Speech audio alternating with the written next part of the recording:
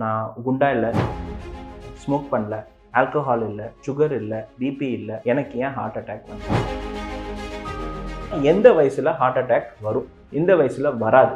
So உங்கள் ஃபேமிலியில் அந்த ஹார்ட் அட்டாக்கான ஜீன் இருக்குது. அவங்களுக்கு வந்த வயசை விட உங்களுக்கு கம்மி வயசில் வராது. அனைவருக்கும் வணக்கம். நான் உங்கள் டாக்டர் கார்த்திக் சபாபதி, இருதய மருத்துவர். இந்த வீடியோவில் நம்ம என்ன பார்க்க போகிறோம் அப்படின்னா, இது வந்து ஒரு ரொம்ப இம்பார்ட்டண்ட்டான ஃபேக்ட். நிறைய பேஷண்ட்ஸ் வந்து என்கிட்ட கேட்குறாங்க, சார் நான் குண்டா இல்லை, ஸ்மோக் பண்ணல, ஆல்கஹால் இல்லை, சுகர் இல்லை, பிபி இல்லை, எனக்கு ஏன் ஹார்ட் அட்டாக் வந்துச்சு? ஸோ லாஸ்ட் வீக் ஒரு பேஷண்ட், அவருக்கு ஹார்ட் அட்டாக்னே ஒத்துக்கலை. நாங்கள் சொல்கிறோம், எனக்கு எதுவுமே கிடையாது சார், நான் ஃபிட்டாக இருக்கேன், நான் ஜிம்முக்கு போகிறேன், ஒரு நாளைக்கு 10 கிலோமீட்டர் வாக்கிங் போகிறேன், எனக்கு எப்படி சார் ஹார்ட் அட்டாக், நான் நம்பவே மாட்டேன் அப்படின்ட்டு. ஸோ இது வந்து வெரி டிஃபிகல்ட். ஏன் வருது அப்படின்னா, ஹார்ட் அட்டாக்கு நிறைய ரிஸ்க் ஃபேக்டர்ஸ் இருக்குது. ஸோ அதை நம்ம 2 குரூப்பாக பிரிக்கிறோம். ஒன்று வந்து மாடிஃபையபிள் ரிஸ்க் ஃபேக்டர்ஸ். மாடிஃபையபிள்னால் இதெல்லாம் உங்களால் மாற்ற முடியும். இதெல்லாம் மாற்றினீங்கன்னா உங்களுக்கு ஹார்ட் அட்டாக் வரதுக்கான வாய்ப்பை குறைக்க தான் முடியும், பட் அவாய்ட் ஹார்ட் அட்டாக் வராமலே தடுக்க முடியாது. ரெண்டாவது நான் மாடிஃபையபிள் ரிஸ்க் ஃபேக்டர்ஸ். இந்த ரிஸ்க் ஃபேக்டர்ஸ் உங்களுக்கு இருந்துச்சுன்னா கண்டிப்பாக உங்களுக்கு ஹார்ட் அட்டாக் வரும், நீங்கள் என்ன செஞ்சாலும். அது என்னென்னு பார்ப்போம்.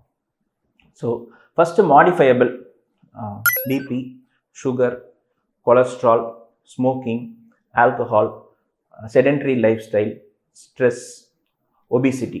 இது எல்லாமே மாடிஃபையபிள். இது எல்லாமே நீங்கள் வந்து கண்ட்ரோலில் வச்சுக்கிட்டீங்க அப்படின்னா உங்களுக்கு ஹார்ட் அட்டாக் வர்றதுக்கான வாய்ப்பு ரொம்ப ரொம்ப கம்மி, but it is not zero.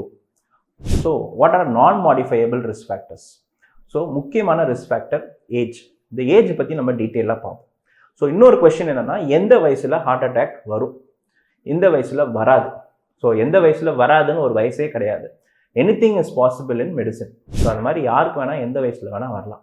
But particularly above 60 years heart attack வர்றதுக்கான வாய்ப்பு அதிகம். ஸோ 60 இயர்ஸ்க்கு கீழே வந்துச்சுன்னா அது வந்து நம்ம ப்ரீமெச்சூர் கொரோனரி ஆர்டரி டிசீஸ் அப்படின்னு சொல்லுவோம்.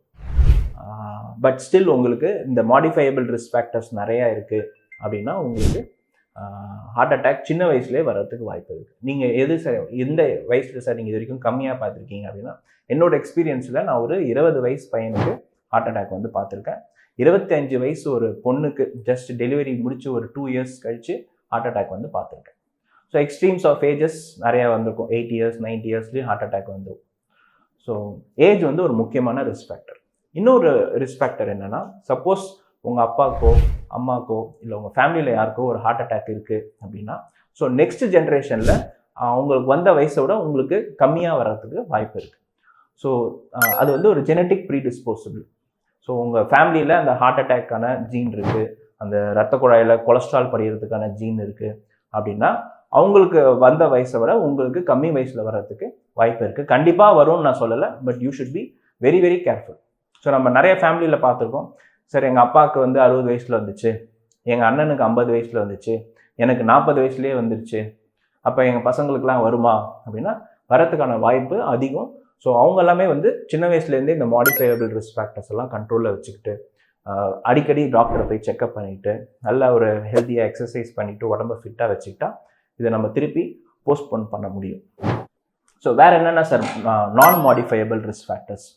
ஸோ கொலஸ்ட்ரால்லே வந்து ஃபெமிலியல் ஹைப்பர் கொலஸ்ட்ராலிமியா அப்படின்னு ஒன்று இருக்குது.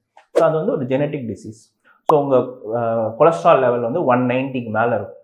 ஸோ சில பேருக்குலாம் பார்த்துருப்பீங்க, இந்த கொழுப்பு கட்டி இருக்கும், இந்த புருவத்துக்கு கீழே புருவத்துக்கு மேலெல்லாம் வந்து அப்படியே வெள்ளை வெள்ளையாக படிஞ்சிருக்கும், ஜாந்தல் எஸ்மான்னு சொல்லுவோம், அதெல்லாம் கொலஸ்ட்ரால் டெபாசிட்ஸ்.